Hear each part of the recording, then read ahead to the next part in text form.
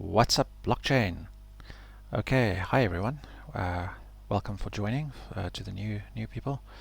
Okay, so what I'm going to cover in this video quickly is what a non-custodial wallet is. So, for those new to crypto, this is one of the most important things you need to know. Okay, you don't own your crypto if you don't have it in your own private wallet. Not your keys, not your crypto. Okay, so a non-custodial wallet is the same as your own private crypto wallet. It's the same thing. Okay. So let's go yeah. Okay. In modern finance, so custodial versus non-custodial wallets. In modern finance, it's standard practice for service providers like banks to retain custody of your assets. So if your money in your bank is not your money, until it's in your own hands, it's not actually your money. Okay, the bank can freeze it at any time. This means that when you want to make a withdrawal from your bank account, for example, while you may have legal claim to the money, the reality is that you're asking for permission from your bank. Banks can and regularly do deny such permission, and the reasons for doing so do not always align with the best interests of individual customers.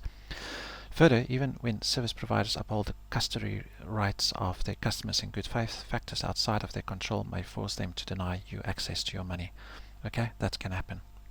Bank runs, as an example. For example, the government may force banks to restrict withdrawals in an attempt to stop runaway inflation, as happened in Greece in 2015, when bank runs happened. Another, perhaps more insidious example is Operation Chokepoint, where the US government pressured banks to deny service to people involved in a variety of legal industries it had identified as morally corrupt. With the advent of blockchain-supported decentralized systems, of which Bitcoin is the primary example, it became possible for the first time to provide non-custodial financial services at a large scale. In the custodial non-custodial model, the customer retains full custody, full possession, full control of their assets at all times, using the service provider merely as an interface for conveniently managing their assets. When you use a non-custodial wallet like the Bitcoin, for Bitcoin, first of all, you don't need to ask for permission to use the service. There's no account approval process, meaning anyone in the world can download the app and start using it immediately. Secondly, only you have access to your funds. This makes it nearly impossible for the service provider, a government, or anyone else to prevent you from using your funds exactly as you wish.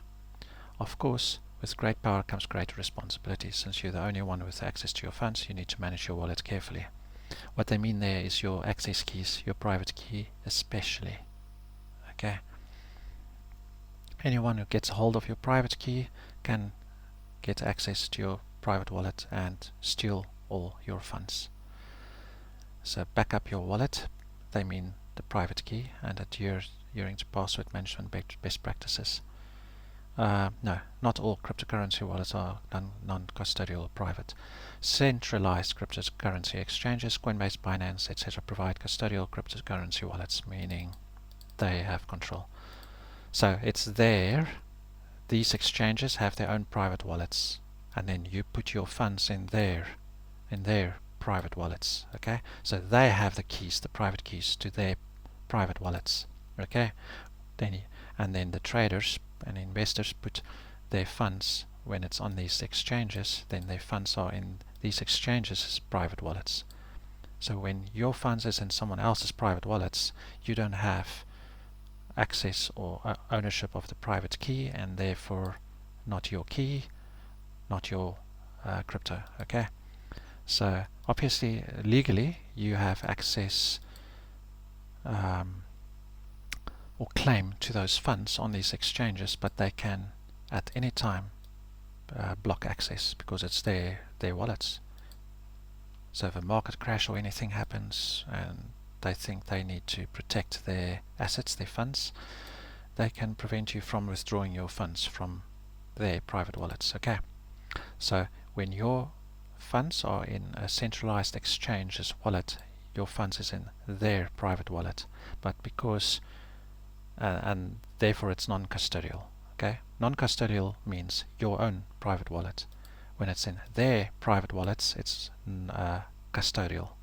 Okay, web wallets. Well, such exchanges are useful for buying, selling and trading crypto assets. When you use these exchanges, your crypto is held in trust by the exchange in their own private wallets. Okay, you can read through this.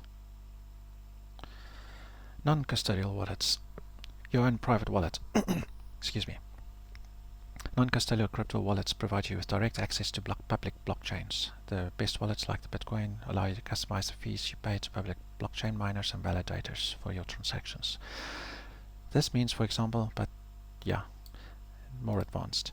This means, for example, that you can choose to pay less for transactions where you're not in a hurry, or more if you're in a rush. Finally, because non-custodial wallets provide direct access to the blockchains, they enable you to interact with smart contracts. That means, for example, you can access decentralized finance products that enable you to earn passive income, etc., etc. That's a whole another subject. Okay.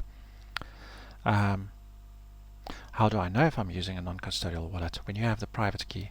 All non-custodial wallets enable you and only you to possess the private key associated with your public address. That's the wallet address. Okay, that's how someone sends crypto to you, by giving them the public address of your wallet. Okay, not the private key. That's how they can steal your funds, is with your private key. Okay, with your private key, you get access and control over your funds. You can do transactions with your funds with your private key.